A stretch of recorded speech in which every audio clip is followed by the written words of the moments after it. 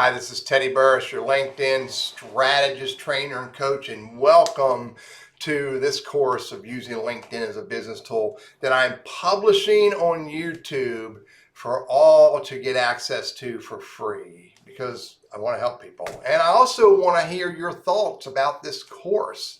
So please take the course, go through the content, get access to the information that I'm going to share through the YouTube description box. And I want to hear your comments. So please comment below, send me an email, send me a text, a tweet, hit me up on Tinder or text or TikTok, and let me know your thoughts about this content. What do you learn in this course? Well, first of all, I'm going to give you an introduction to the LinkedIn interface and how to navigate around through it and all the different areas that are in LinkedIn. Throughout the course, you'll see me showing you how to do that. We'll discover and understand the benefits of using the primary areas of LinkedIn as a business tool. You'll explore and you'll get to understand a little bit more about the primary activities of using LinkedIn as a business tool and all the different things you could be doing, or a lot of the things, not all, that you could be doing. I'll introduce you to the best practices of building a professional LinkedIn profile. I'll introduce you to the best practices of building a real useful LinkedIn network, as well as building your brand through using LinkedIn. And then we'll talk about some of the other best practices of using LinkedIn for a business tool, whether it's in business or in your career support or your career search. So who am I? Well, if you've hit my YouTube channel, hopefully you know who I am. I've been doing this for a long time now. I refer to myself as a strategist and a trainer and a coach. I've been practicing social networking for a long time. I've been teaching LinkedIn as a business tool for a long time. I experiment with LinkedIn so that I can figure out what's going on, what's changed, so I can help you with using it properly or as best as you can. You can find me all over the internet. Just do a Google search for TL Burriss, and if you can't find me, I've made a huge mistake or your internet is down. So what is LinkedIn? Well, we know what LinkedIn is. A big picture. It's a social media site. But do you look at it differently than most people look at it? It's the #1 professional networking site in the world. #1 professional networking site. 847 million people as of this week are on LinkedIn. 2 new members every second. There are about 60 companies represented on LinkedIn, most with a halfway decent company page or a showcase page or a school page. Some don't, but most do. 25% of you guys who are on LinkedIn, and ladies, not trying to be a sexist here, you show up at least once every other week. It's not a big number, but it's a good number. It's way better than most sites. LinkedIn is important if you want to build a brand online, if you want to build a network online, and if you want to build a reputation based on the words you use and the activities that you take on LinkedIn. So why? I mean, first of all, go back to slide #1 we just talked about. It's a big tool, but there's more to it than that. Why should you use LinkedIn as a business tool? Because it's got all kinds of business professionals and leaders and owners and influencers across all kinds of industries, B2B, B2C, education, government, healthcare. It's got all kinds of people out there that we can bump into who may be relevant to us, and we may be able to help. They may be able to help us. And if you build your LinkedIn profile right, by the way, stop this video and go do a Google search and then message me or drop it in the comments on this video. Do a Google search for LinkedIn trainer and let me know if you see my name, if you see my LinkedIn profile. Because if you build your LinkedIn profile right, and if you use your LinkedIn profile right, you could show up on the first page of a Google search, or at least the second page. If you build your profile right, when people go look at your LinkedIn profile, they're not confused. They are clear as to who you are and what you do because you're writing your LinkedIn profile and speaking to them clearly. If you use LinkedIn properly and you build the right network, That network becomes connections to other people. That network becomes, introductions or warm introductions or referrals or organic referrals to other people who are relevant to you in your business or your career. Done right, your content and your engagement speaks volumes for who you are and what you're all about and how you serve your target audience, how you could potentially serve your next customer or your next employer. And it shows them that you know what you're capable of doing and that you want to do it. Why use LinkedIn as a business tool? It's a marketing tool, and marketing for individuals to present themselves to their target audience so that people go, oh my God, that person is the person I need to talk to. So how do you get started? Look, if you're looking at this YouTube channel and you don't already have a LinkedIn.com account, then I've failed you.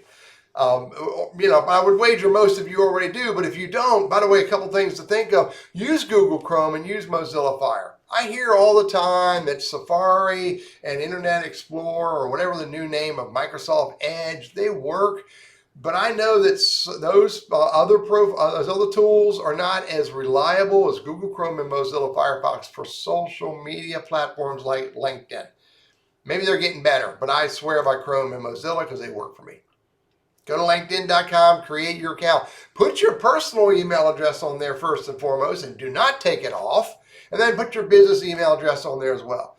Use a unique password because, by the way, if I hack your LinkedIn account, the next thing I'm going to do is I'm going to go to your Wells Fargo or your Truist or your First National Bank or your Netflix and your what's the other one thing? Your PayPal account and hacking that. And by the way, you know how to help you with that? Use a password management tool. So use different passwords on all these sites. And by the way, I don't think I have it in my slide deck here, but use two-step authentication. Please help yourself. Now, when you start creating your LinkedIn profile, follow the prompts as you get started and then come back here and I'll help you more. Have you looked at the settings and privacies? Have you read the user statement? Have you read the privacy statement? If you have not, go do that. Everybody should read the user statement, user agreement, terms of services, and the privacy statements on the social media that they're using so you understand what they're doing with your data. Look at the settings and privacy on LinkedIn and make sure you adjust it so it fits your needs. Understand the content, understand the options so that you're able to get the best freaking value out of using LinkedIn. And by the way, here's a tip. Turn off all those email alerts. I think it's under communications outside of LinkedIn. Turn all that crap off. You don't need emails coming to you every day, especially if you're using LinkedIn right, which means you're on it on a regular basis. All right, here's some key areas of LinkedIn that you need to understand about and you need to learn how to use, which by the way means practice. First of all, it starts your LinkedIn profile. Your profile starts there. Then you can move on, and we'll talk about that in this course. You can move on to learn about LinkedIn networking and messaging. You can learn about using LinkedIn content and engagement. Learn about using search and all the search filters and all the search tools that you have available to you. Understand company pages if you're managing your own LinkedIn company page, or maybe you should be. Understand LinkedIn groups and should you be there or not? And if you are there, what should you be doing? Figure out what is LinkedIn articles and what are LinkedIn newsletters, and is that something you should be considering or not? And then understand what creator mode is and LinkedIn Live and LinkedIn events and LinkedIn audio. You understand all of these different areas. Doesn't mean you have to use all of them, but you should at least understand them, and we will talk about them in this course. All right, we dropped some really solid best practices on you. So put that beer down. You know what? Pause this video, go to the restroom, go get yourself another beer, and then come back here and I'll share the LinkedIn profile best practices with you. You ready? Here we go. Your LinkedIn profile is more of a brochure than it is a resume. That's probably I had a standalone statement because that is so important. So many people think resume, and that is such a misperception. A resume is nothing more than your ongoing obituary Nobody wants to read that. They want to read your brochure that tells them who you are, what you do, what you can do, what you enjoy doing, and maybe a little bit about some vetting information that shows them that you've been there and done that, and you can keep doing it, and you want to keep doing it. Brochure, not resume. All right, here's 10 tips. Number 1, everyone needs a profile picture. I don't care if you have a nose that got chopped up because you had surgery done on it. Have a profile picture. It shows you are approachable. And if your target audience looks at your LinkedIn profile and there's no profile picture, they assume you're not approachable, and then they move on. And by the way, don't tell me you have one if I can't see it, if I'm a second level connection to you. A lot of people make the mistake. They put their profile picture on there, but they don't make it available to be visible to everyone. Make it visible to everyone under settings and privacy. Use a headline that tells your target audience what you do for them. Keyword rich. Use words that resonate with your target audience so that they're clear about, oh my God, this guy does this. Too often I see business developers' profiles, and you know what they say? Business developer. They ain't a soul out there looking for a business developer, except for recruiters who want to hire you away from somebody, and that's not why you're using LinkedIn for the most part. You want your LinkedIn profile to tell your target audience, tell your biggest client, your next great client, your next best lead, what you do for them, using their words. Ensure your contact information is up to date and it works. I see this all the time. Executives who have the email address from their last company, which is a competitor, on their LinkedIn profile. Their website from the last company, who's a competitor, on their website. Or I look at it and I click on the link to go to their website and it doesn't work because they spelled it wrong. So make sure your contact information is up to date, accurate, and works. Then use your about section, which again, most people don't spend time writing. Use your about section to tell your target audience, tell your most important viewer what you do in short little stories. 2-sentence stories, 3-sentence stories. And throughout your entire about section, make sure you're using those keywords that resonate with that target audience. Make sure you're using those phrases that are relevant to them. Don't use internal phrases and slangs that are important to your company. Use words that are important to your client. Use the featured section to showcase content that, again, amplifies your brand to another level. Stories, videos, articles, documents, stuff that you find online, that you put online, your podcasts, whatever adds value to telling the story to your target audience in regards to what you do and how you can help them. And when you write your experience section, by golly, show growth, show professionalism, show accomplishments. Show what you did in the past that's relevant to what you do today. And all about on your current experience section, don't tell me about your company, how Uncle Fred started it 40 years ago. Nobody cares other than Uncle Fred and Aunt Sally. Tell the viewer, who hopefully is your target audience, your ideal client, tell them what you do in your role at that company to help them, to serve them, to create value for them. And I don't care what your role is in the company. If whatever you're doing doesn't create value for the client, then you're not doing the right thing. Because whether you're a CEO, a VP of HR, accounts receivable, accounts payable, you better be doing something alongside with operations and customer service and client engagement. You better be doing something that creates value for your client. Just got to think about it. I bet you are. Number 7. The skills you have on your LinkedIn profile, again, need to be relevant and meaningful to who you are and what you do. I see this all the time. People have stuff like, Microsoft Outlook, Microsoft Suite, Microsoft Office, and Excel. Look, if you got to lean on Microsoft Office, Excel, and PowerPoint and Word in your skills, that's like using a number 2 pencil. We all know you can do that. Put some more meaningful skills in there. Put some more meaningful experiences that show your target audience the tool set that you bring to the table that creates value for them. And by the way, I see this often as well. I see prior experiences and prior volunteerism and, publications and skills and license and certifications and courses from your old days, back when you were a barista or a truck driver.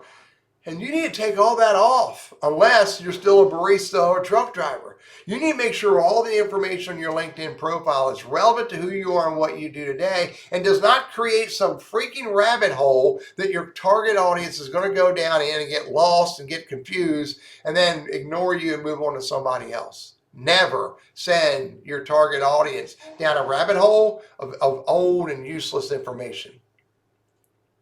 Number 9, there's that irrelevant thing again. If you put irrelevant content on there, again, it's going to send your target audience down a rabbit hole and they're going to lose their attention. So don't put that on there. I wouldn't put any volunteer work on there that makes them confused. I would never put religious or politics on my LinkedIn profile. For me, I would never do that unless I'm in the religious industry or the political industry. Keep them focused on who you are and what you do. Keep them focused on what you do to create value to them rather than send them down some rabbit hole. And lastly, you'll hear me say this over and over again. If you want a good LinkedIn profile, if you want a professional LinkedIn profile, you better make sure you check the spelling and the grammar. Because you do not want to be seen as someone who misspelled manager and you look like a manger, or someone who misspelled public relations and you're now a public relations professional. Don't do that to yourself. That diminishes your value, and we all know that you know better. All right, some LinkedIn networking best practices. Here's 10 of them. And they're based on this concept that years ago I made a revelation, came up with a revelation that my network is my most important asset in life. Think about that for a minute. My network is my most important asset in life. I'm not talking about my beliefs and my feelings, my perspectives. I'm talking about something that gives me tangible value, real value, and my network does. So I'm very purposeful about growing my network on LinkedIn and Facebook and Twitter and Instagram and in real life because it's an important tool for me. So here's 10 tips. Focus on searching for and finding ways to connect with your target audience. Find ways to connect with your target. And by the way, it doesn't mean send an invite to everybody that you want to connect with. That's not the answer to do that. They don't know who you are. They don't know you any more than Horatio's cat or something. Your target audience's influencers are important to you as well because an influencer can introduce you to your target audience. So pay attention to influencers and your target audience. Number 3. Be willing to network for mutual benefit and connect with others along the way whom may need your help. If the only connecting that you're doing is with your target audience and your influencers and people who are important to you, you're missing out on helping others, and we should be helping others along the way. Now, I'm not going to go look for people to help, but I'm going to be willing to accept meaningful and relevant invites from others who I can help in some way or another. Number 4, do not send an invite to anyone who doesn't know who you are. There's way better ways of doing that. Bump into them, get introduced to them. Do it more purposefully and you'll get a better response. By the way, there are a lot of people on LinkedIn you shouldn't send an invite to anyway because they ain't on LinkedIn. They just have a profile. Number 5, when you do send an invite, you must use a personal note. You must. Because that not only is it the right thing to do, but it leaves a little crumb in their mail or in their inbox so that you may pop up every now and then when they go look at their inbox. They go look at they go look at their inbox. Always have a personal note. Number 6, when you do connect with them, and you're not done, you're just getting started. So when you do connect with your new LinkedIn connection, you need to find a way to engage with them in a meaningful way, relevant to their relevance to you. Now, what I mean by that is, if the person you connected with is someone who needs your help, you don't need to call them. But if the person you connected with is your ideal client, your target audience, a potential lead who's real to you, maybe you need to call them. And do not rely on sending a LinkedIn message to everyone you connect with. There's better ways of doing it if you want to use LinkedIn as a business tool. When you do have that first conversation, you do not pitch to them. You do not sell them all about you. You make the conversation all about them until they give you permission to make it about you. And now you can tell them a little bit more about who you are. And because you made the conversation about them first, you know a little bit more about them and their business and what they do. And now you know how to craft that message about who you are and make it more relevant to them.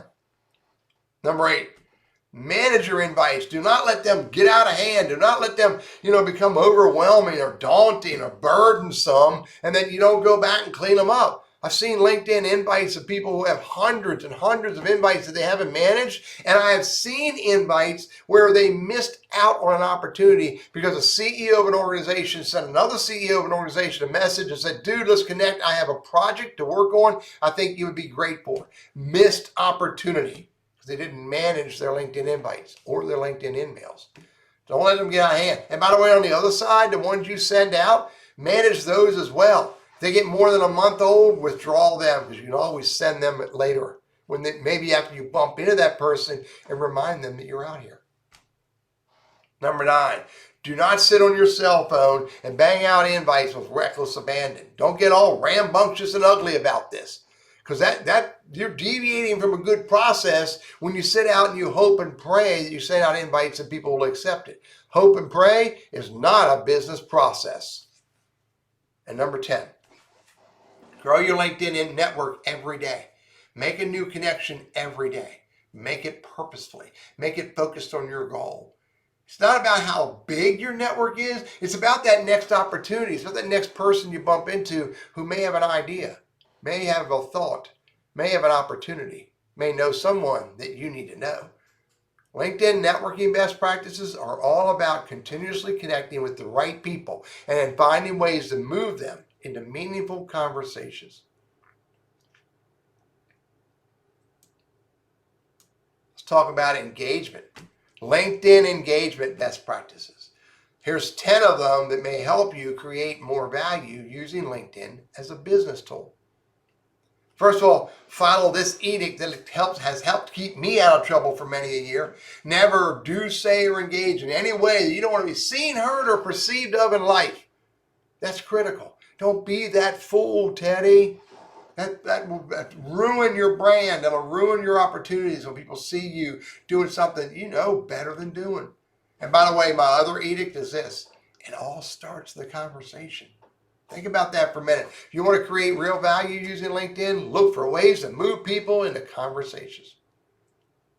Number 2, follow the 90-10 rule. That's all about this. Do not be that person where everything you do on LinkedIn is hand out your brochures and hand out your flyers and hand out your case studies and your white papers. Nobody wants that. Nobody.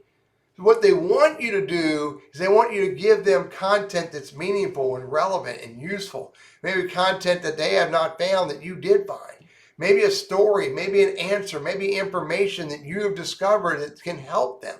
And 90% of the time, it should not be about your widget. It should not be about your products or your services or you. And if you do that on a regular basis, for every 9 pieces of content you give them that's not about you, and the 10th time you give them a piece of content that is about you, they're more likely to accept that. They're more likely to be interested in that because they know that you lead with give. Number 3, one time a day. Just post one time a day. I don't care what time. I'm not going to do all that analytics of post in the morning, post in the afternoon, post Wednesday or Thursday. That can be important. But what's more important is that you're giving your target audience something on a regular basis. No more than once a day. And if you're not going to do it once a day, then do it once a week. And do it once a week. And by the way, this applies to your personal profile as well as your company page. And do not be that guy who the only thing you do is you show up and you post content from your website.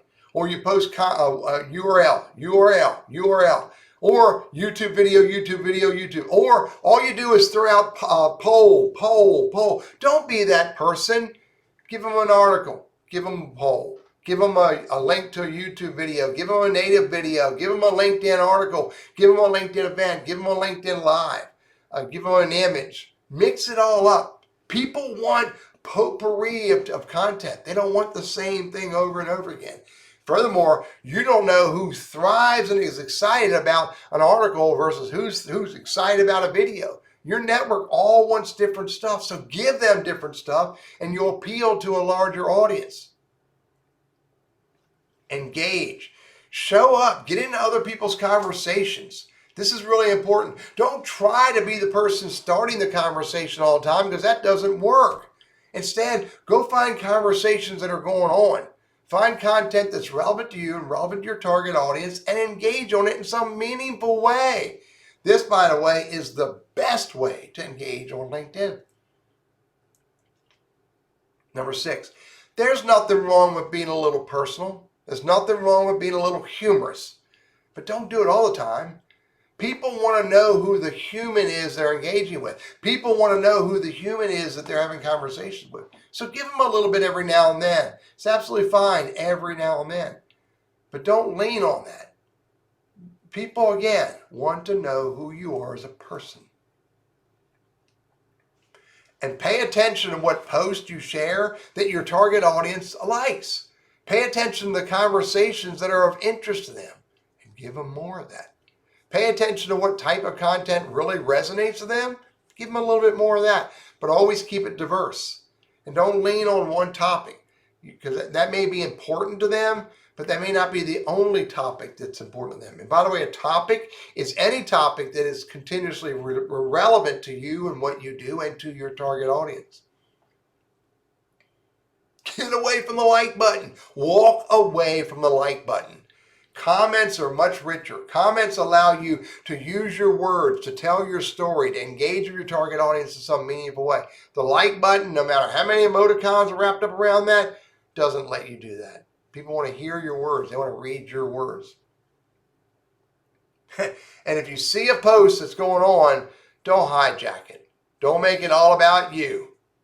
Have the conversation relevant to that content, relevant to the conversation that's going on in that content. You really want to make sure that you stay true to never hijacking someone's post. And again, check that grammar and check that spelling when you're posting and commenting and replying. Again, you do not want to be that person. You do not want to be that business professional that does not know how to spell the right words.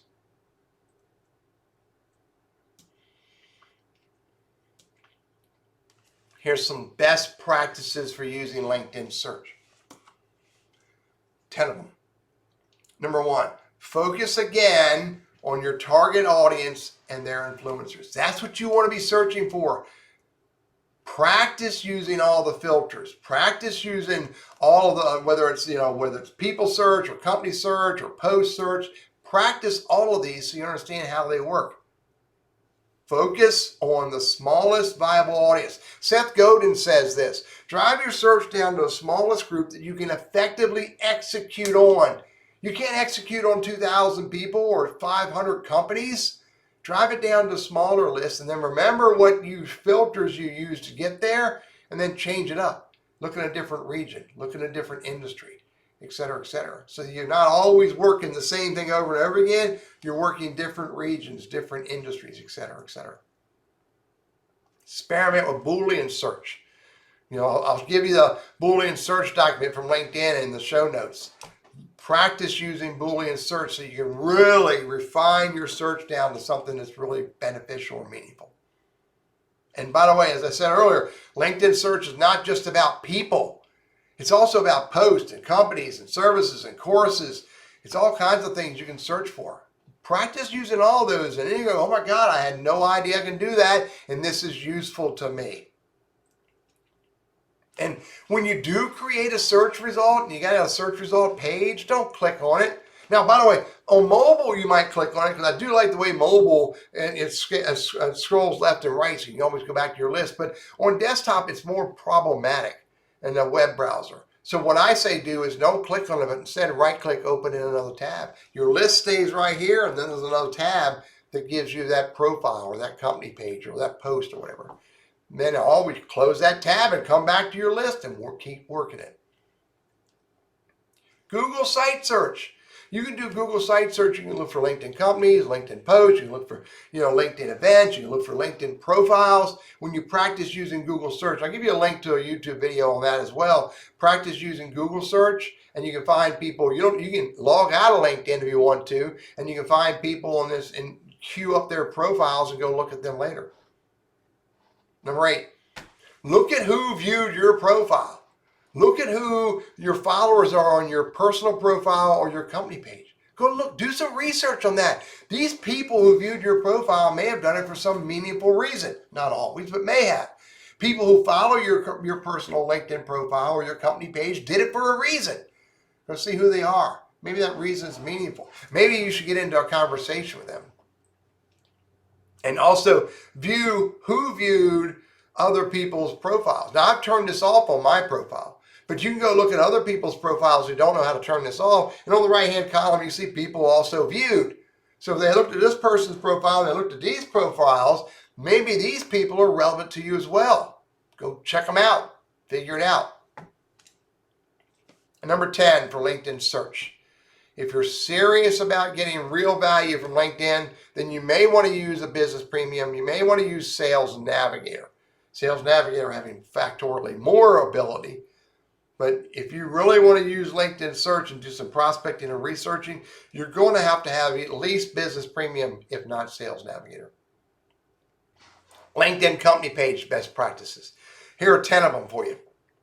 Use all the sections of company pages to tell your whole story. Fill it out completely, keyword rich, using words that resonate with your target audience. Again, it's not about when Uncle Ralph started the business back in circa 1910, but instead it's about what he started doing to serve the clients and what you continue to do to serve your clients today. Review all your key employees. Go look at your CEO, CFO, CIO, CTO, CRO. Go look at all your key employees' profiles and make sure they are in fact connected to the company page. If they're not, help them do that. You want people to look at the employees of your company page and see your key employees. Use that overview section again to tell your target audience what you do for them, how you create value for them, how you solve problems, how you create rewards, whatever the words are. But speak to them in the context of what you do for them. Add your phone number, your primary phone number for your business. Add your website for your business so that people can easily get to who you are and what you do outside of LinkedIn. You get 20 specialties. So add those to that profile. So, and if you don't see the right specialty words, choose the most likely specialty word. So again, you can add more rich words to your LinkedIn profile so that LinkedIn ranks you higher when people are searching for what it is that you do using those specialties, using their keywords, using the words, again, that resonate with them.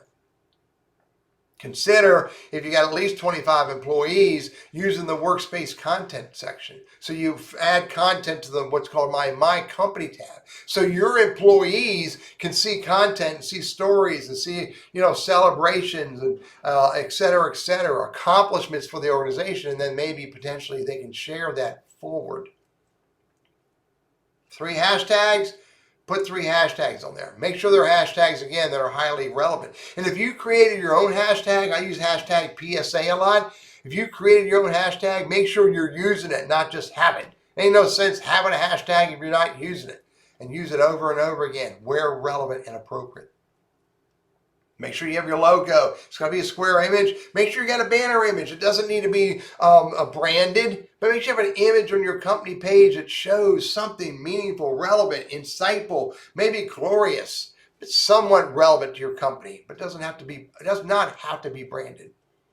Customize that tagline and customize that company page URL.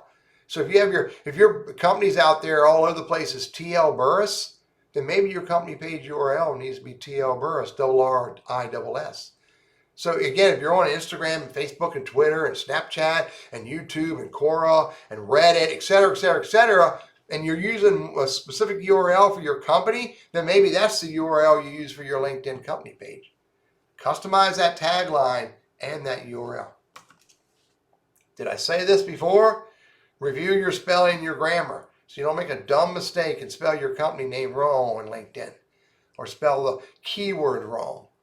This is important. These are best practices because they're important. Pay attention to them.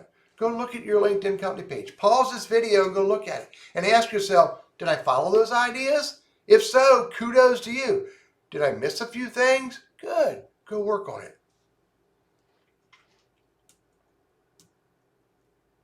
How about LinkedIn groups? Let's talk about that for a few minutes. Here's 10 group best practices for you to consider. Number one, join groups where your target audience hangs out. That's really important. I mean, for the most, you might join a group somewhere where you can learn, but if you're using LinkedIn as a business tool, you also want to join groups where your target audience hangs out so you can bump into them there. Don't duplicate your content that you put on your LinkedIn company page or you put on your personal profile on LinkedIn. Don't duplicate that in groups. You might share that into a group, but rather write new content. Write simpler content. Groups are all about simple, short content. Write something meaningful and relevant. It doesn't always need to be a big article. If the group you're in appears to be dead or appears to be irrelevant, get the heck out. Don't overanalyze this. Don't overthink this. Just get the heck out and go find somewhere else to hang out. Pay attention to group members. You can go look at group members that show all on the right-hand side. Maybe these group members are highly relevant to you. So look and see if your target audience or their influences are in there. By the way, in case you didn't know, you can engage with people within a group directly. Make a post, tag a group member. Write a comment, tag a group member. Reply to a comment, tag a group member. Where relevant and appropriate. And you, again, engage on their content there. Don't just always be sharing your stuff. That's part of the problems with groups is everybody wants to come in and share their own stuff and nobody's getting into conversation with other people's stuff. So look at other people's stuff in that group. If that group is relevant to you, then hopefully the conversations are as well and you should engage on them. And again, you can pull people into the conversation by mentioning them. Invite your target audience to come join that group. If that group is relevant and meaningful and useful to you in some simple way or grandiose way, then heck, invite your relevant target audiences to join you there. Invite your relevant clients or employees to join you there. Make for a bigger party. And use the messaging feature in LinkedIn groups because you can, from LinkedIn groups, looking at the member list, you can message anybody in that group, anybody, whether you're connected or not. What should that message be about? Better be about that group. Better be about something you discovered in that group. Then better be about that member and not about you until you get permission to make it about you. And when you see that other group members are engaging on content, well, jump into the conversation with them where relevant and appropriate. Because if they're already engaging on that content, they're interested in being involved in the group. So be involved with them. By the way, read the group rules so that you don't make a dumb mistake, Teddy, because you want to make sure that you can stay in the group and you want to make sure that people in the group trust and respect you. So read those rules. And then, last point, if you're going to create a LinkedIn group, then you better be committed because it's a lot of work. It's almost like having a baby. You need to spend time on managing that group, spend time on engaging on that group, spend time on inviting people to join that group, spend time in engaging on other people's content. Do not create a group where all you're going to do is barf out your corporate stuff to that group and hope your target audience sees it. They won't. But if you use the group the right way and you give the group members content they want, interesting, useful, beneficial content, then you'll get value from the group. But it's a lot of work.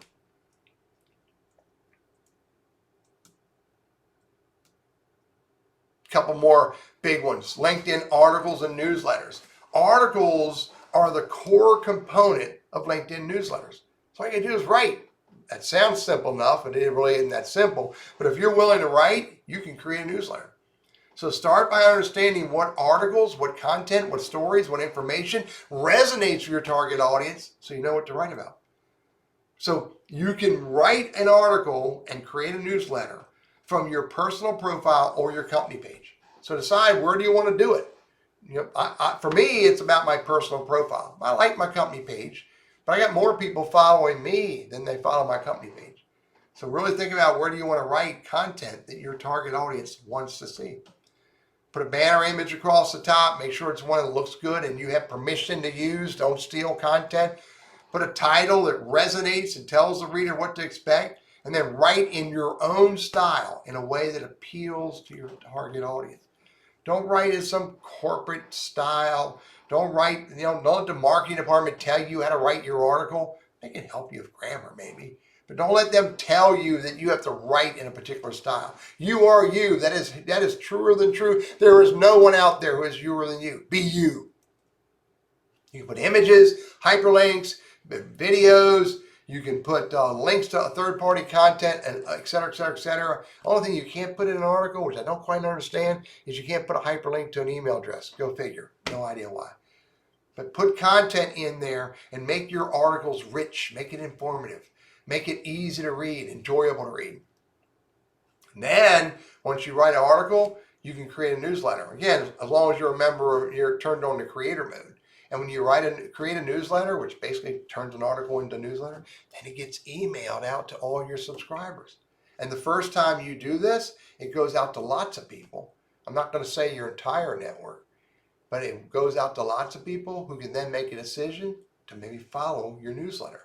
And they'll get an email every time you write an article. If you start an newsletter, then plan on taking care of that thing. Be purposeful. Come up with the frequency of doing it, however often you want to do it, whether it's once a month or twice a month or once a week, whatever you decide to do, but you better stick to it because your followers are going to learn to expect it. And if they expect it and you fail them, they'll be disappointed. So articles and newsletters can be useful, but be ready to invest the work into making them something that really is useful to your target audience. I talked about creator mode a little bit, talk about it a little bit more. Creator mode gives you the ability to do this, host LinkedIn live events. You can host LinkedIn audio event. Live, by the way, is video, audio, video. And you do it through a third-party tool like StreamYard or Restream. I use Restream. I actually use Zoom to Restream, which goes to LinkedIn Live and goes to Facebook as well. But they're really cool. It takes a little bit to set them up. But they're really a cool way to produce live content on LinkedIn. LinkedIn audio, you do that all within LinkedIn. So you create an event, you call it a LinkedIn audio event, and when that event gets created, when you save it, and then when the event goes live, it basically opens up an audio platform where you can see people on the stage, you can see people in the audience, and you can invite people to the stage, et cetera, et cetera. Can also be very useful for ways to engage with your target audience. If you use creator mode, you also enable the follow mode to your profile instead of the default connect mode. So you're building up more followers and you're building up connections. That may be a great thing to do. At some point I made a decision when I think I hit 10,000 people on LinkedIn. So I don't want any more connections for the most part. Instead, what I started to do was building more of a following. So I got a huge following, a lot of really cool people because they made a decision to follow me. And I like that. If you have creator mode enabled, you can get to Creator Hub so you can learn more about being a creator. You can follow other creators. You can find skills. You can develop and grow as a creator. Creator Hub is pretty useful to become a better creator. And you can adjust your LinkedIn. By the way, when you become a creator, the system will adjust your profile. It'll move up featured. It'll move up activity. It'll move down your about section below that. So when people go look at your LinkedIn profile, they see your featured section, they see your activity first. The activity section is really much stronger when you become a creator. Again, if you're a creator, you want people to see this stuff. Creator mode is useful if, in fact, you like to create content. If you don't worry about it. It's not for everybody. So let's look at LinkedIn for a few minutes, and we'll talk about different areas of LinkedIn that you need to understand. But I'm not going to show you too deep. I'm not going to show you all the click because the best way to learn how to use LinkedIn is to get on it and do stuff. But let's take a look at. Start with the home page. So here we are on the home page, LinkedIn.com/feed. And you'll see that there's two primary things to understand here. There's the menu bar across the top. Then there's the left column right here. And then there's the center, which is the news feed. And this is where everything shows up that for people you're following, people you're connected to, the companies you're following, the schools you're following, the groups you're in, et cetera, et cetera. So across the top, this little white icon right here it used to be called the blue IN. And all my stuff, it says the blue IN because on a white screen it's blue, on a black screen it's white. This is, when you click on that, when you click on home, either one of those always brings you back to the front page. Okay, here's a search bar. I'm going to talk to you a little bit more about that a little more detail in a few minutes. But then you have the My Network button. The My Network button takes you into a couple things. First, it takes you into your connections, your contacts, if you use that. I don't use that. People you follow that you're not connected with, groups you're in, events you're a part of, pages that you're following, newsletters you're following, and hashtags you're following. So that's what's on the left here. But in the middle is the meat of the My Network, and these are your invitations. And I never manage this from here, ever. Listen to what I said. Never manage it from here. I always go over here. The reason why I always go over here is for two really important things. Number one, this gives me the ability to send a message or reply. But I can send a message to people who have not sent me a message, or I can reply to people who have sent me a message. Now, I never accept a LinkedIn invite from people who I have not engaged with. Now, I try to start engaging right here. That's why I manage it from this invitation manager page, so that I can message or reply to everyone that sends me an invite, so I can determine if I in fact want to connect with them. And if I decide I don't want to connect with them from this page, when I hit ignore, I also get the ability to say I don't know them if I want to do that. And I can hit the accept button from here as well. Now, the other reason why I manage my invites from here is because I have my sent invites. Now, these are all the invites that I've sent out to people. I've sent out 71 requests to follow my company pages, and I've sent out 7 requests for a previous event. Why do I manage it from here? So that I can see if, and for me, I go all the way to the bottom when I go here, and I go, so who accepted and who didn't? And if I see that someone did not accept my invite within a month, I give them a month, then I hit the withdrawal button and I remove them.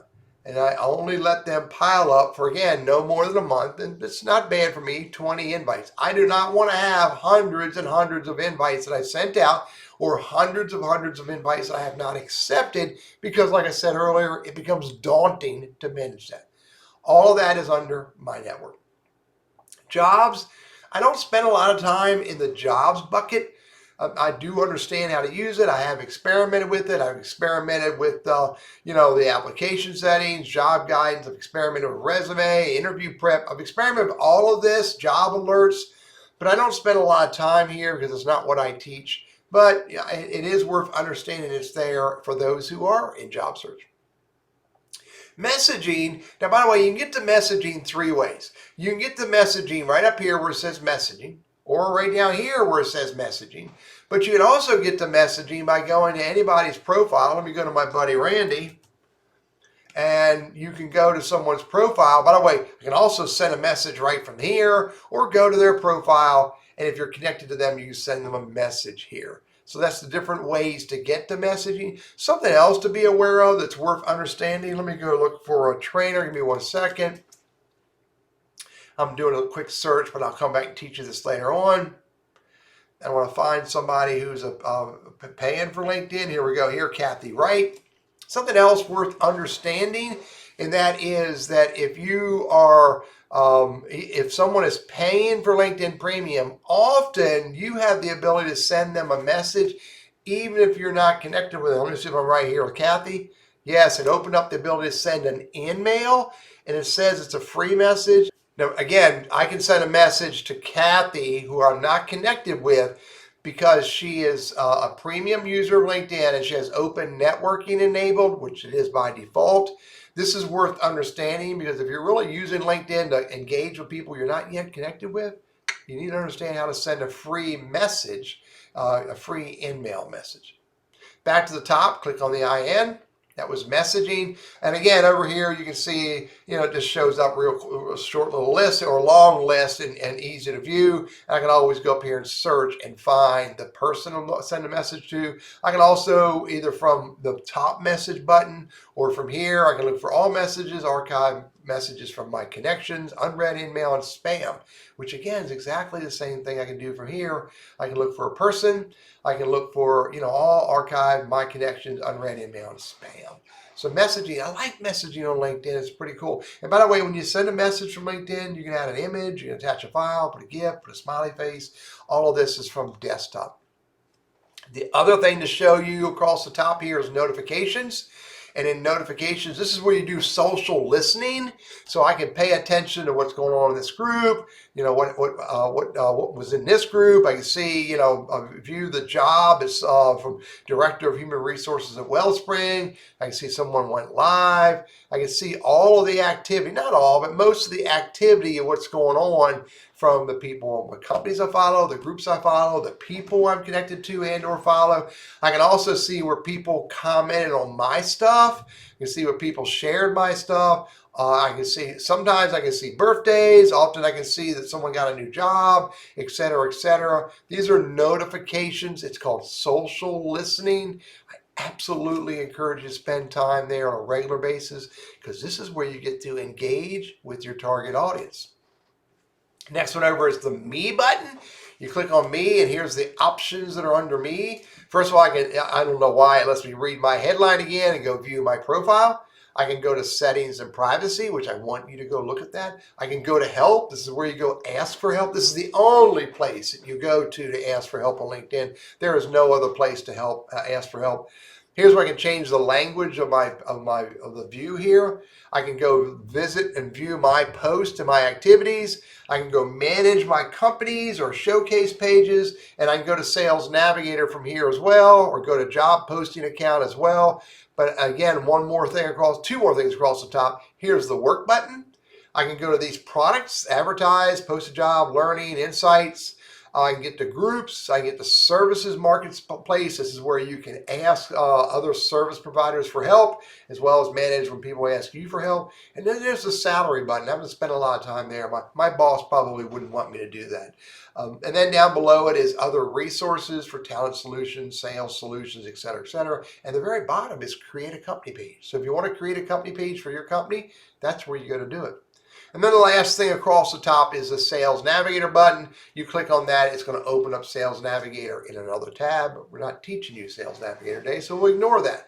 And by the way, you can also see here's the About, Accessibility, Privacy and Terms, Privacy Statement, User Agreement, which is sort of like the terms of services. You know, quick little link to get to that stuff. Anytime there's not a lot in the right-hand column, that is always there. Go back home. And over on the left-hand side, again, I can go to my profile by clicking on that, go to my profile by clicking on that, go to my profile by clicking on Me and view it there. It's 3 different ways to get to Actually, I can click right here and go to my profile as well. I don't know why. There's so many different ways to get to my profile. Who's viewed your profile? A good statistic that's worth paying attention to. I don't pay a whole lot of attention to that number, but I do pay attention to who touches my content. You know, unlock sales opportunities. Here's all my pages. I can see all of my pages, and I can go to them from here. Here's the recent places I'm in. These are groups right here. This is an event right there. I can go to my groups here. I can show more, and ultimately there's another button that says show all. Here's the events. I can hit show more and see more events there. And then there's hashtags that I'm following. And so I can see more of those hashtags I'm following, and I can go look at the content relevant to those hashtags, all from the left-hand column. All right? Now, the big section in the middle. The big section in the middle is important to understand, because again, this is one place where you can engage. And what I recommend you do is be very purposeful about engaging. I can switch this from sort by top and sort it to sort by recent. The most recent, a minute ago, David posted this. And then, you know, again, if you're going to use this, you want to read what he says. You may want to go read this article that he posted, and then you can engage. And if you remember what I said earlier, I'm not a big fan of like. It's okay, but I'm not a big fan of it. I'm really a fan of comment, and comment in meaningful ways, which means a minimum of 6 words. Speaking clearly of what you saw here and what David shared here, and or you can go find some other conversations going on. You may comment even more than what Jed shared and with the video that Jed shared, but you may also comment in context to the conversation that's going on here. Sometimes the best way to comment is to respond directly back to Mike or directly back to Danny or whoever, because you may read something here that really sparks a good conversation. But I don't spend a whole lot of time strolling through the news feed to find content I want to engage on. Sometimes I spend a little bit of time, but not a whole lot. What I do is I use the search bar to find content that's really meaningful, and that is where I really engage. So let's talk about the search bar. So here it is right here. Quick little tip that's worth understanding. If I want to go find Adam Smith, and I know for a fact that Adam Smith works for Brown's Shoe, if I type in Adam Smith, it's going to bring up the search bar and I'm going to get lost and it's going to take me forever to find it. But if I type Adam space Smith space Brown's, there's Adam Smith, senior manager at Brown's Shoes. First name, their last name, and the first word or even the first few characters of the company name. And you can hone right in without going to the search window and find the person you're looking for. Again, from the home page on the right-hand column is the last big area here. I don't spend a lot of time on LinkedIn news, but sometimes an article might pop up or a topic might pop up, and I go look at that and it'll show me all the different people who are engaging on those topics. And I don't spend a whole lot of time on the advertisement. Interesting, 84 lumber. That was back from when I was in Maryland. Let's talk about search a little more deliberately. In search, if I really want to do a search, I click in this bar and hit enter. Now I'm in full-blown search. Now in full-blown search, you have the ability to look for this: people, content or post. You look for jobs. You look for companies, groups, schools, events, courses, and services. Now the all filters is relevant to any one of these things you select. Let's talk about people first. So if I do people, you can see I can look for people who are connections, locations, and current company, and we'll talk about all filters in a minute. Connections are, I have the ability to search for people who are first level, second, or third. Let me explain this. First level means one of us sent the other an invite to connect, and the other said yes and hit accept. That means we're connected. Second level, we are not yet connected, but we share mutual first level connections.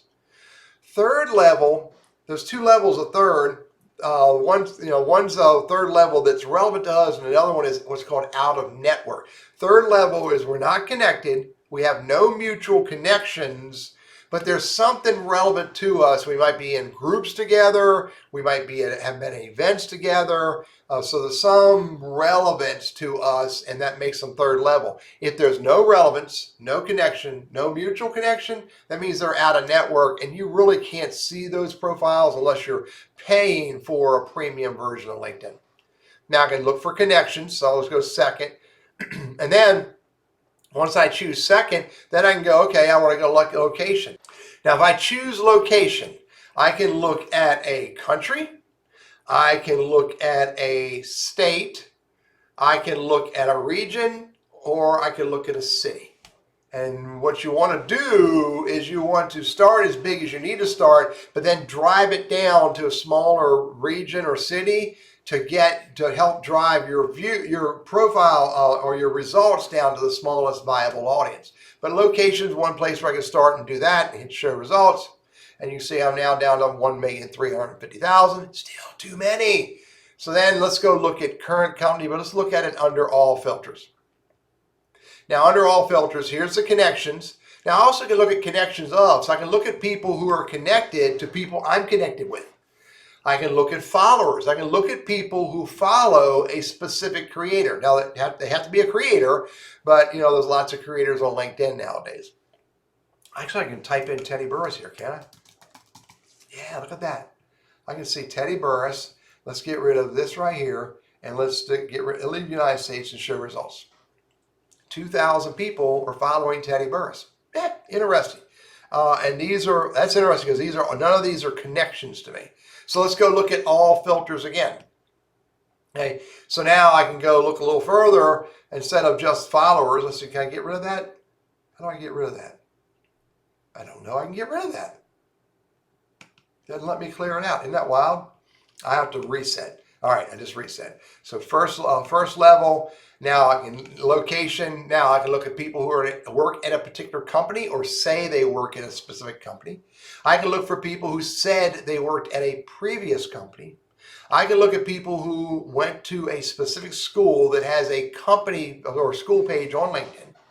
I can look at people who are in a specific work in a specific industry by profile language, by open to pro bono or join a board. I can look for people who have the services categories enabled. So maybe I'll look for someone specifically to writing or marketing or any of the other service categories. Now here's the ad hoc section.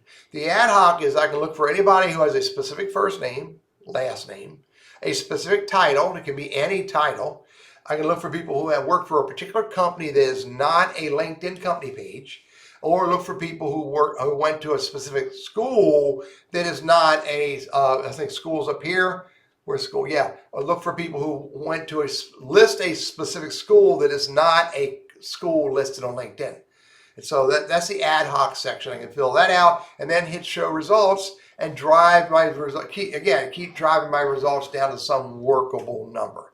Now, while we're in search, a couple things to pay attention to. Number one, I told you earlier, never click on these and look at a profile and have to go back. It's just, it messes up the search, and I like to keep my search window nice and clean. Instead, I recommend you right click on Denise and open in a new window. Excuse me, open in a new tab, not window. Open in a new tab. You see, it'll open it up right here. And I can come down here and I can click on Christine and do the same thing. Open in a new tab. It opens it up right here. So I can go through this page of 10, open all the ones that I want to look at based on what I see here. And if they're relevant enough, I would then open them up. And then after I've opened up all 10, I'm at the bottom of the page, then I go up here and look at that and work it. Once I get done doing whatever I want to do, which is a class for another time, then I hit the X. Go look at the next one. I look at this one here, I execute on it in whatever way I want to execute on it. Once I'm done, I hit the X. And then it brings me back to the search and I go to page 2. Just a really efficient way of working a search results window. Cool. That's pretty much all I want to show you there under people. But if I go here and switch to companies and look for companies, again, I look for locations, industry, company size. Let's look at all filters. You can see I have locations, industry, company size. Do they have a job listed on LinkedIn? And here's one that is really pretty cool because this is not on Sales Navigator, but I can look for companies where I have a first level connection. Hit show results. There's 1,300 companies. So anyway, these are the filters for companies. Let's go look at posts because another one's really worth understanding. Here's posts. I can look for posts that are posted by my connections or me. I'll look for posts that are posted within the last day, week, or month. I can look for posts and have them sorted by the top match of the latest post. I look for posts that are posted by a specific person or by a specific company, and or people who are in a specific industry. And there's all filters there, and I think that's all of them. And then now the last one is keywords. I can look for by a specific keyword in their title as well as the human. So post is important to search. And when you start searching for posts and using like industry and, you look for by company or by member, then you're going to get a richer quantity of, richer type of content. You also put some words here, and I'm looking for, Bitcoin, put a word there, or put a phrase or whatever you want. And now I'm finding posts that have the word Bitcoin in there somewhere.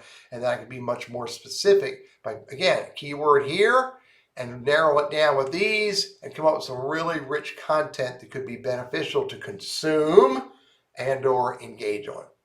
So a couple other things about search worth understanding. You're going to want to play with the event search and group search and school search, maybe job search. I'm not going to show that to you. It all works pretty much the same. I already touched a little bit on networking. I'm going to look for Bitcoin again and find humans that are relevant to me. Let's go to people relevant to Bitcoin. And when I find somebody who's relevant to Bitcoin, then, I right click, open in a new tab, bring that profile up, and be very purposeful about sending invites to these people. I would not send Tracy an invite because she doesn't know me at all. I do have 15 mutual connections. That could help me get Tracy to know who I am. Furthermore, I can look down a little further. Oop, I lost her, come back. Furthermore, I can look down a little further, and maybe there's some activity. She hasn't done anything in a while. Or maybe there's something else that's relevant to her. So I could find some relevance between me and her that might allow me to get introduced to her easier. But by far the most powerful way to send someone an invite to connect is first get introduced by a mutual connection. And then, as I said earlier, when you click that connect button, you have to click the add note button and put a personal note before you hit send. Profiles, go look at my profiles, talk about that. It's a big conversation as well. So here's my profile, the banner image that doesn't need to be branded. Because I decided to do it, I had the ability to, on my profile, I have not only a photo, but also a small video that tells people a little bit about who I am and what I do. I can add the I'm hiring frame. I can add the I'm looking for a job frame if I want. I don't want. You can see here's my headline. You get about 220 characters there. I try to make it keyword rich. If you look at, I also, you do this from mobile, use it for the mobile app. I can add the audio. Teddy Burriss, LinkedIn strategist, trainer, and coach, helping business professionals across the globe master using LinkedIn as a business tool. It's too big. I'm going to shrink that down, but you can put your audio that you pronounce yourself properly. My contact information, you see I filled it out completely. I'm using 3 websites. Interestingly enough, I think you can go to 5 now, but it's not working. I have my business phone number, my business email address. I have Twitter only because I use Twitter. I have WhatsApp and Skype phone number for people who want to WhatsApp or Skype me, my birthday, and I'm using WeChat very infrequently, so I have that there. So that's why all that is there. And I've customized my LinkedIn profile URL as well so that it matches all the other social media footprints with TL Burriss, RRISS. Because I'm using creator mode, I have this information up here, and I have this shows my number of followers that I have. And we all have this now. Now you have a link. You can put a link right up top here, and you can send people to something that's meaningful or relevant or useful or interesting. We have the ability to do providing services. I could show the recruiters I'm open for work. And then over here is share that I'm hiring. These are the 3 sections on the bottom of what's called the top card. Then down a little further, I don't know why LinkedIn wants me to take a skill. Let's ignore that for now. Here's my analytics to pay attention to. Wow, 6,200 in the last 7 days. That's interesting. Here's resources where I have creator mode, and another way to get to my network. Creator mode is where I turn it on or turn it off and set it up. Here's my featured section. So, oh look, this is all 6 resources. I wonder what that is. Oh, personal demographics I won't do. Salary insights I won't do. I can get to my activity. I can get to my saved items. Yeah, that's pretty cool. I wish my saved items was on top of that. Here's your featured section. I mentioned earlier that you can put rich content here. You can put a post off of LinkedIn, a link to a website, a link to a video. You can put a document. There's different things you can put here. Again, it should be information that's relevant and useful to your target audience. Here's my activity. It's all under my profile. I can go see show all activity, and it shows you 4 tabs. Here's all activity, which includes likes and comments. Here's the articles, which could be a part of your newsletter if you're doing newsletters. Here's my posts. This is all the stuff I post, whether it's, a live post or a document or a video, whatever. Here's documents that which are only documents that you show up here. Pretty cool way. You know what I wish LinkedIn had here? I wish it had live. LinkedIn Live would be right there. It would be absolutely phenomenal, but they don't have that. So let's go back to my profile and scroll down below activity. So then you can see here's my about section, and you only see the first 3 lines of 2,600 characters of text. If you don't get their attention here by speaking clearly to your target audience, they'll never click on see more. And then here's my experience section where I don't put a real title. It's keyword rich, LinkedIn, sales navigator, strategy, training coach, speaker, guide. And then you only see 1 or 2 lines here. And then you again get their attention, and they may click on see more and read. This is 2,000 characters. And you can see I got a bunch of different parts to my business that are there. Here's another organization I'm actively a part of. I'm a SCORE mentor. And you see what I talk about a little bit there. I don't want to distract them too much, but I do want my network to know I'm a business mentor. So I understand business as well as social media and LinkedIn. Here's my previous life, 5 years in that company and 8 years in that company. And I really downplayed what I talked about there. And I really downplayed what I talked about here because it really, for the most part, is irrelevant. A little bit is relevant. Education, you notice I don't have to have years there or months. certificates and license and certificates. Again, stuff that's relevant. I have 12 of them here. They all should be relevant to who you are and what you do. You hit the plus to add them. You hit the pencil to edit. Across everything here, the plus to add and the pencil to edit. And then volunteering, all this volunteering is relevant to who I am and what I do. So I show that on there. A couple other things to show you. Where was I volunteer? Here's skills. You have 50 skill words. You add a new skill word with the plus, you edit and move them around with the pencil, hit the pencil right here. Something I need to show you that's hidden. If I want to rearrange these, I have to hit the 3 dots, and there's the reorder button. And when I hit reorder, it shows me all 50, and it lets me grab them with the hamburger stack here and move them around in some way or another, however I want to move them around. And then once I'm done, there's no save. I just simply hit the X. And I'm back in here to edit the skills. I can hit the pencil on this one if I want to and edit it, maybe assign it to an experience, assign it to a school, assign it to a license and certificates or volunteering or publications. I think it's a little bit overkill. It's not for me to do, I don't have a need for it, but others may. And then again, once I'm done with the edit, I can hit this back button and come out of skills. And then here I am. The next big section is recommendations. You need to ask for a recommendation. You hit the pencil to ask for them. Or excuse me, hit the plus to ask for a recommendation. The pencil to edit these recommendations and either take them off your screen or put them back on your screen if you want to share them or don't want to share them. Publications. Now, anything I'm sharing with you that you don't have, it's under Add Profile section. Here's the core pieces. And then I have the recommended pieces and then the additional pieces. So all of these individual sections are under core, recommended, or additional. And I can add whatever I want to add, and you should use sections that allow you to share knowledge, information, experiences, content that is relevant to who you are and what you do today. Courses, so if you have a new course, I took a course, Coursera, really cool course about change innovation. You can add more courses that are relevant to here. Projects, these are activities that you've done where you did something and within a particular time frame and you work with other people. They call them creators. You can associate it with a job. There's a URL if you want to publish how to get to it, and you can write a story, 2,000 character story about what was this project all about, why was it beneficial, why was it relevant, et cetera, et cetera. Languages, this is my native language. This right here is absolutely a joke. I'm waiting for someone to comment on it, which would tell me that they looked at my languages. Organizations you're a part of, these are like associations that you're a part of, have been a part of, or are a part of. And then the last section is LinkedIn puts this on here. It's interests. This is where you can view who are the influencers, who are the companies, groups, and schools that you follow. And hopefully some of that shows relevance to who you are and what you do today. So a lot of content can go into your LinkedIn profile. If you print my LinkedIn profile, it takes 12 pages. You don't need that big of a profile. But what you do need to write is a profile that is keyword rich, using words that resonate with your target audience. Showing them, telling them, first person, you speaking to them, what do you do, what can you do, what do you enjoy doing, relevant to them. Let's go take a look at a few more pieces of LinkedIn. So again, you have a better understanding of these different areas and you can make a decision how you're going to use them. So let's go look at companies. So again, I get the companies from either the home page on the left-hand side, I get to my pages, or I go over here to me and I can go down here and see, here's my company page as well. I go to my Burriss Consulting, which is my primary business. Now, because I'm an admin here, I show up as a super admin. You can add other admins under admin tools. You can add manage admins and add admins, remove admins, give people different roles here. There's 3 different primary roles. If I want to see the page as a member, I click on view as member.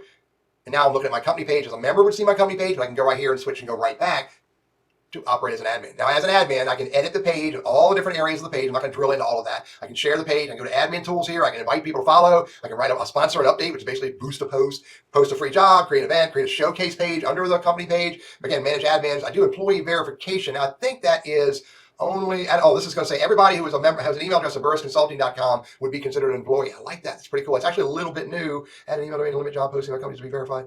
Add an email domain to limit job posting in my company tab to verified employees. That's pretty cool. I don't have company tabs. That's only beneficial or accessible to people with 25 employees. Go back to admin. There's that employee verification. I can kill off the page, go get help, get feedback, and view page terms. Now, go back to the top here in home.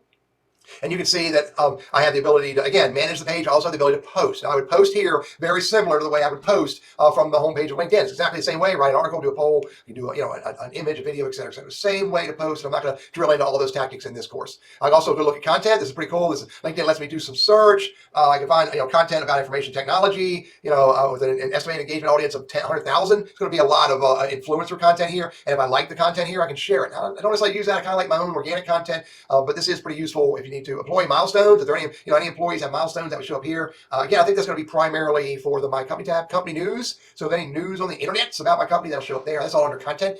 Here's analytics. I can look at visitors, who's the demographics of who's looked at my page. Their job function, their company size, industry, location, seniority. It doesn't show me the human, but it does show me the demographics information. Also under analytics, I can look at updates. These are all my posts and what kind of engagement I've had on the post on my company page. Go back to analytics again. I can look at followers. Now this is interesting. Not only can I see the follower highlights, but if I scroll down here, I can actually see the followers. These are all the new followers by date who've decided to follow my page. This is interesting. This is useful because you could very well find a follower who is highly relevant to you. It may make sense for me to reach out to one of these followers and see if I can strike up a conversation. Come out of followers under analytics. I have competitors. I don't have any competitors. I don't have the analytics yet. I do. Look at that. Van Gresso and X Media. Organic. So yeah, Van Gresso and X Media compete against me. That's pretty interesting. Ranked by total engagement. So Van Gresso is a competitor of mine. I don't know who X Media is. Maybe I should check them out. Go back to analytics. I have one more. This is leads. Now this is only useful if you create a lead gen form, and that is a conversation for another class. So it may be worth understanding. And then the activity. This is worth paying attention to. This is who's touched my content, who's commented, reacted, shared, request, mentioned, etc., etc. It's well worth paying attention to who engages on your stuff because again, they may be highly relevant and may be worthwhile to strike up a conversation. So all of that is under, as a super admin, and then again, under admin tools, I have those tools as well, worth experimenting with and understanding if you manage your company page. So you know what all that is. By the way, one other point, the activity for the company page does not show up in your notifications for your personal profile. They are different. So if you want to pay attention to what's going on in your company page, you got to go to the company page as either content admin or super admin and look at your activity. This is LinkedIn company page. Let's go look at groups. Just a little bit of insight on groups. I'm not going to spend a lot of time in here, but here's a group that I have here. I'm not a big active user of groups. Me and my business partner do post some content on a regular basis of the stuff that we do. But look, there's nothing happening. No likes, no comments. No likes, no comments. It's just really nothing happening here, which is really a shame. And I would say come to the group and engage in other people's stuff, but other people aren't sharing stuff. It's just Randy and I. So there's not a lot going on in groups, but you do need to pay attention to groups, especially if your target audience is in a group. You can go see who all these people are. And when you're looking at group members, really cool feature added not too long ago. I can search by location, current company, industry, or school. So I can drive this down based on that. And I can go up here and search by name. You can only search by name here, but you can fine tune it and drive it down, look for people in India, show results. And I got nobody in India, which I kind of didn't expect. Go to North Carolina, show results. And I got 160 out of the 166 who are in North Carolina. So, useful filtering, not uberly useful, but useful. And again, if you're in a group, and you're looking at group members under the members list, you can send a member, go find a second level person. Means most of these are probably all first level because they're my people. But whether or not they're first, second, or third, you can send them a message. You can click on the three dots and you can go block them, remove them, make them an owner, make them a manager. But most importantly, you can message them. And again, I would recommend if you're looking at a member in a group list, right click, open in a new tab. Don't click on it and go in. All right. This is group members. Let's go back to the group. And here's about the group. Down here's the admins of the group. And that's pretty much it. Again, the groups are not high on my list of places to hang out and do things, but I don't totally ignore them, especially in groups where my target audience is. Let's go talk about articles and newsletters for a minute. And if I go write an article, you'll see that I can choose to write it for my personal profile or for one of my pages. And once I choose how I want to write it and hit next, it brings me into the writing mode. I can put my headline, put my image, and write my post. And when you write a post, you'll see that I can put an image, a video, slide, links, snippets. I'm pretty interested in use. The only thing I know you can't do that I wish you could do is you can't put a hyperlink to an email address. If I put a link, it's definitely going to be HTTP or www, but no mail to link. So that's kind of frustrating. But you write your article, and then again, if you're using creator mode, once you write an article, you can say create a newsletter. And the first newsletter will get sent out to a whole lot, if not all, of your connections. They'll get an email, your connections or followers, and then they can then make a decision to follow your newsletter. And then subsequent newsletters or articles that get sent out to the newsletter, for everybody who subscribes, they'll get that via email as well. That's the power of newsletters. Articles stay in LinkedIn and only get shared here unless someone manually shares them outside of LinkedIn. But once you create a newsletter, every time you write an article, it sends an email to the people who subscribe or follow your newsletter. So again, you write a newsletter and you publish it. If you want to go look at newsletter articles that you've written before, what I recommend you do is you go look at your activity, go look at post and activity, click on articles, and there's all the articles that I've written over time. And you can look at the analytics on this page, you can look at the impressions, how many times it shows up in 30 milliseconds in the news feed. But these are all the articles. I can bring that article up, and as I look at that article, I can hit edit. And if I edit that article because it's already existing article, it doesn't give me the ability to create a newsletter with an old article. Update it, hit the publish button, and go about doing other things. Again, if you like to write, then creating an article that turns into a newsletter could be something beneficial for you to help your target audience. So I'm not going to talk a lot about creator mode. I've already showed that to you. If you're really serious about being a creator, I would tell you to turn creator mode on and then start creating content. I'd also say if you're going to be in a creator mode, I would recommend that you go look at content from the Creator Hub. Go look at learn more about creator tools so that you can get learn to be a better creator. And again, a creator is someone who creates content for their target audience.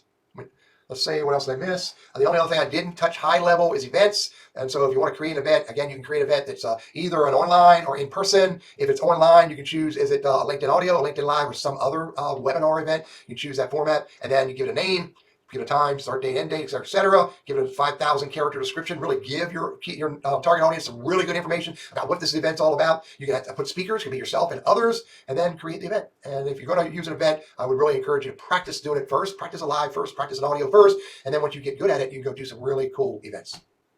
This is the course I want to share with you. It's really some best practices, understanding what LinkedIn as a business tool is all about. I showed you very high level about all the different areas that are important to know today about LinkedIn. By the way, they all change on a regular basis. They add new stuff on a regular basis. But the best way you're going to get good at using LinkedIn as a business tool is for you to actually start doing it. Actually get active. Start doing some of the things that I talked about, using some of the different areas of LinkedIn that I've talked about, and actually practice using them. Sometimes I use the word experiment, sometimes I use the word play. Practice, play, or experiment is the same thing. Go figure it out, because the best way for you to figure it out is for you to use your mouse or your touchpad and start banging on the screen and doing stuff. And along the way, if you have a question, go to Quora and find me on Quora and ask me a question. Go to YouTube and find my videos and ask me a question there. Maybe come to LinkedIn if we're connected already and ask me a question there. I want to help you become very successful using LinkedIn as a business tool. And this first course, which is a high-level introduction to LinkedIn as a business tool, is where you start.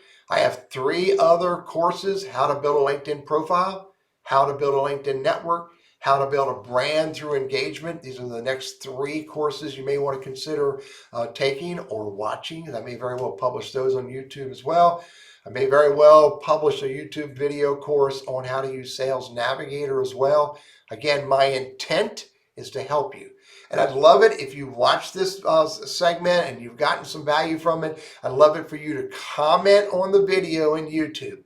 Tell me what you got out of it. And if you saw something that I should have done better, if you saw something that I could have added, comment and let me know that, and I'll add it. Maybe I'll put another video in there and link that video in the description.